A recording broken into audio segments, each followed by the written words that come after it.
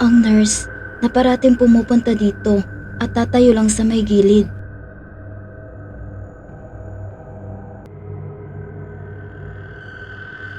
Sino? Si Stacy? Pero nakaupo lang siya sa nurse station. Hindi, yung isa.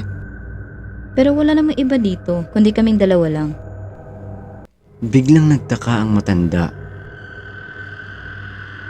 Okay, ganito na lang. Kung bumalik siya ulit, i-ring mo na lang itong bell at agad kitang pupuntahan.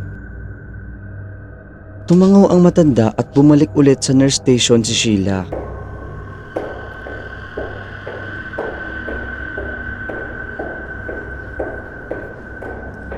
Muli, ang matanda ay nag-iisa na naman sa kanyang kwarto.